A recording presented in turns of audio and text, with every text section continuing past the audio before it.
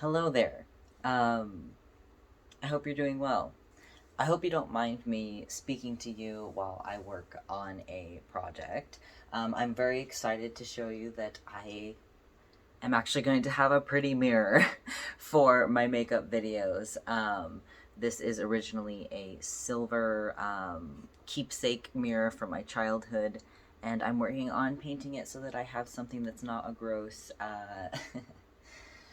a super gross makeup palette shoved in my face the whole time. Yes, I have tried to use mirrors to do makeup videos before, and genuinely, it just sucks, and it's terrible to set up, and I hate it.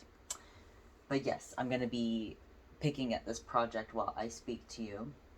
But I wanted to give you a really important update and kind of have a serious conversation about hormone replacement therapy for gender transition and the seriousness of HRT because I got my 6 month blood work done and it was taken around 8 months because my 3 month update was a little bit late because of some miscommunications with my doctor and me messing it up. But yeah, I got some news about my blood work that um, I wanted to talk about.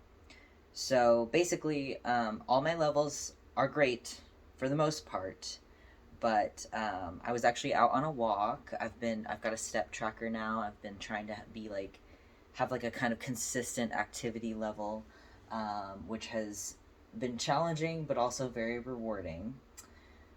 But I was actually out on a walk, just enjoying the weather, when I happened to check my emails and saw that I had a notification in my patient portal. And I thought it might be about my prescription because I had put in a notice that I needed a refill, and I hadn't heard anything back yet, which has been an issue I've had with the clinic that I go to before. But yeah, I saw that my lab results were back, and I was like, okay, cool. I'd love to see where my T levels are at, because I was kind of disappointed with where they were at last time. I thought they would be higher, even though they were still in a pretty good range. I just figured with the amount I've been taking that it would be more. And when I read the notes, my stomach dropped because over in the right hand side, um, it said that my kidney levels have been dropping since I started testosterone, and that at this point they have reached a concerning level, and they will be sending out a referral to a nephrologist. And I googled that, and I was like, "That's a kidney specialist, isn't it?" Yes, a nephrologist is a kidney specialist. So that was definitely really scary. Um, but a couple of caveats. One, I'm not terribly surprised. I have been told I have low kidney function multiple times in my life.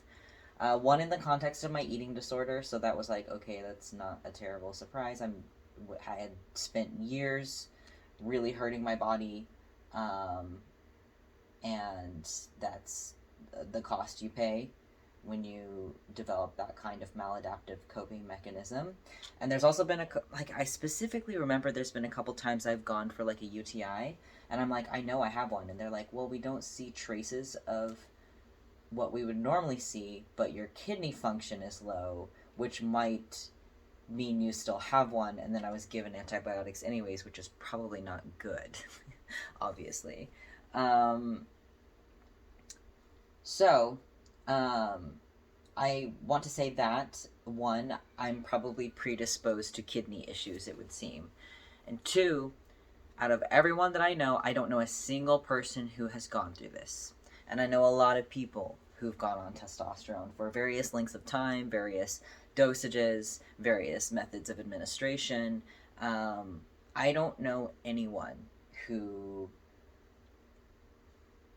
at least that I'm aware of, has gone through this. I'm not, you know, I'm not I don't want people to use this as like, oh my god, being on testosterone is so dangerous, blah, blah, blah. No, it's a medication. Every medication comes with risks, and you have your own genetics, your own medical history, your own predispositions, and etc., so on and so forth, that could potentially, cause issues. Um, so I'm trying to present this conversation as more of a middle ground of like, this is, I don't want people using this to be like, oh my god, see, being on hormones is so unhealthy. It's hormones that I already make. It's just higher levels. Like it's not quite that simple, but at the end of the day, we all have testosterone and estrogen, and you know, manipulating the levels for various reasons, whether it's like mental health to do with gender transition or physical health, like with like TRT, or even people who get estrogen HRT as they age and go through menopause. Like, it's just another form of human medical care and it comes with its own risk factors, but it is not especially dangerous. And I would say, compared to so many other things that you could end up needing to take medication for, it is very low risk, but there is risk. And I have definitely, I've, it sucks that this has happened now, because lately I've just been kind of in this like flurry of like, how am I so lucky? How do I have this much facial hair this early on? How does my face already look like the way it does? My voice and everything. I am so lucky. I am so blessed by my genetics. And then my kidneys were like, hey, by the way, fuck you. Not all lucky, apparently. And maybe there's a correlation with those things. I don't know. But here's the dealio. It's not just that.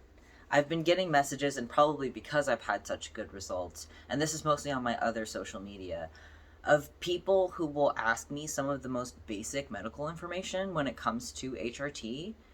And I'm like, did your doctor not go over this with you? And a lot of times they're like, yes, but not in depth, or I kind of was like really anxious, so I wasn't paying attention and stuff like that. And with all the love and respect in the world, you are making a medical decision. You need to research this for yourself. And yes, it sucks that there have not been enough long-term studies done on trans people, and that there's not a good consolidated place that you can get all your information. But any information, any questions you have are out there, because trans people have been around and posting online about their experiences. Yes, you will probably have to follow a bunch of different YouTube channels and Reddit threads, and it does suck that it's not all consolidated and easier to access, especially for people who might have, I don't know, like visual processing disorders or memory issues, stuff like that, that makes researching something in depth a little more challenging for them. But please, if you are going to make a medical decision for yourself, which is what transitioning is, even so, when it comes to the trans tape that I wear, there have been people who've seen me wear it and bought it and not done test strips on themselves like it says to do on the website and on the box, and ended up with blisters all over them, because it's a tape that stays on your skin for days at a time. And if you are allergic to the adhesive or sensitive to it, it's not gonna go well. So please, like, be responsible. And I think I'm going to be honest. I'm going to be honest about this. I think a lot of my frustration boils down to, this is how people view us anyways. People view us as people who rush into this and then regret it and have issues, and we make these big huge medical decisions and then cry about it later. And this is not a nice thing to say. I know it sucks. Like, I hate that I feel this way in some ways, because I have a lot of sympathy for being an uncomfortable egg, as we call it, an early transition person who is still figuring their shit out. Like, I get it. But, like, yeah, some of my frustration is, like, I don't like being viewed like that myself, and I don't want people viewing us like that to restrict our access to care. Because I will say that I do have concerns about the informed consent model, just because of the conversations I've been having with people. It's like, what do you mean your doctor didn't, like, really in depth go over this with you? And I don't think people should have to go to therapy, especially if they have to pay out of pocket or go through their insurance or something just to get on hormones. I still personally believe in the informed consent model. I just think it needs to be a little more thorough, and I think it needs to have standards across the board. that don't make it impossible to access care if you don't have insurance or something like that, or if you're in a severe state of dysphoria that it's going to prolong it so long that you end up hurting yourself or in a bad state or possibly even dead. Like, I don't think that's the answer. I still think informed consent can work. It just seems like some doctors are honestly giving some people too much credit, because the way I held myself and the way I talked, they could have been more in depth with me, but I already knew all this shit because I've been researching it for 10 to 13 years. I've been researching it in depth for 10 years, 7 years, I think, actually, when I did the math last time. But I started learning about it when I was 14, and I'm going to be 27 this year. Like, and this is particularly to the young people, because I've had, time. I've literally just had years on you to grow and mature and to also continue researching. If you're like, especially under 25 or 26, like, and you're choosing to do this, I fully support you, but please do your research first, because I am getting a little frustrated with people who end up with facial and body hair that's never going to go away, and they're upset about it. That's part of going on testosterone. Like, I understand if you're like, you feel somewhat regret about it, but you don't make it other people's problems. But especially people who end up detransitioning and doing a whole political grift thing, like, I have absolutely no patience for it. You made a permanent medical decision of your own volition, paid your own money dollars, went through your own insurance, whatever you did. You know what's easier than doing all that? Not doing it. So you made the effort. And now you're making it our problem and trying to restrict our access to care because you were irresponsible. Be responsible for your own health care, and be aware that things can happen.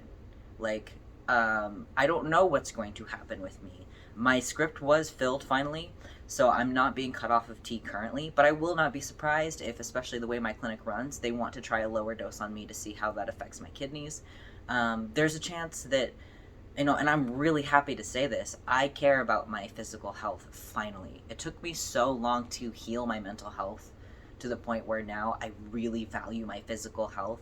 But I'm there, and absolutely, if being on testosterone long term was antithetical to living a long and healthy life, I would choose to go off. I don't think that's going to be the answer. I will probably just need to find the right dose for me and lifestyle changes, most likely. I'm also not looking for medical advice because I don't know the full scope of what's going on currently. Thank you for caring, but I'm not looking for advice. I will talk to my doctor about it. Thank you very much, the people who've trained. But yeah, I just wanted to let you know, like, serious shit can happen. Like, yeah, like, I did not expect, like, 8 months on T to be told that my kidneys are not okay. But yeah, like I said, I'll keep you updated. I don't know what's going to happen. I'm at least still currently being prescribed the same dose. I haven't heard anything yet.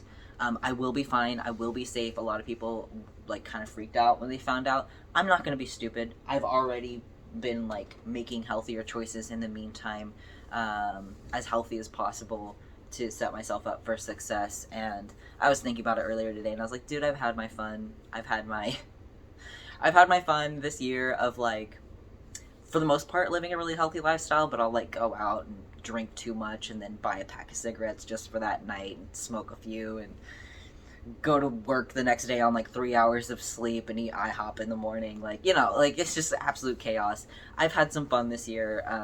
I definitely had my self-destructive years of really mistreating my body. So if I have to clean up my act and live a super relatively healthy lifestyle now consistently, that's fine. I will never be a no alcohol person, I will say, because I cannot imbibe in cannabis, unfortunately, and I'm very much so someone who, especially because of my mental health and stuff, I just sometimes need to kick back with something, so I'll probably always have a couple of beers in the fridge for particularly long days at work. But I've been sticking to 2 drinks at most, and I haven't drank since I found out about this at all, which I'm already someone who only drinks, like, a couple times a month typically, and I've been trying to watch my salt intake, things like that. I was already starting to eat a lot healthier before, but the main issue probably going forward will be my salt intake, so I've been watching that.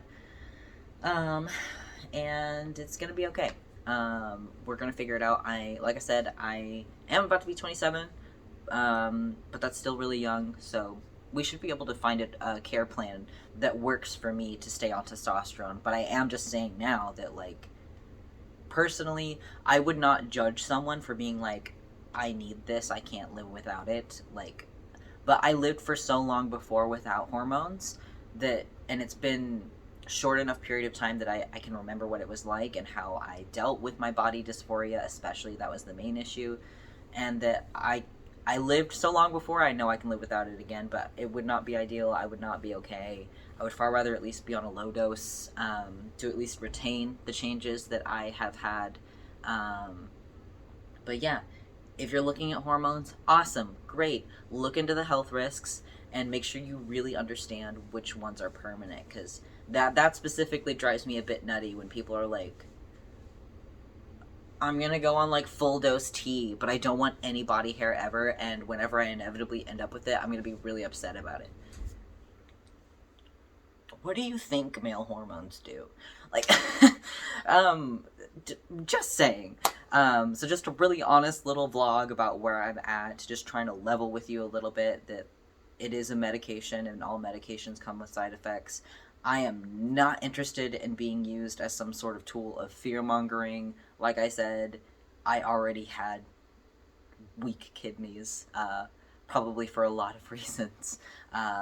Genetics and lifestyle factors, a history of eating disorders, and really severe UTIs when I was a teenager because of depression and like really severe depression. Um, some of that probably stuck with me. So take care of yourself. Drink lots of water. I do. But unfortunately, those years of not taking care of myself probably have stayed with me. So do your research. Be responsible. I will see you again this week very soon. I probably won't have this done in time, unfortunately, to be part of the video. But I have a really cool look planned for this week. I'm so excited to show you. It's going to be gorgeous. New wig and everything. So I'll see you then. Be safe. Be smart. Okay, bye. Oh, also, as per usual, I will be deleting hella comments. At least say something intelligent, you know? At least say something of note. So I will, as always, be monitoring comments. Okay, cool. Bye.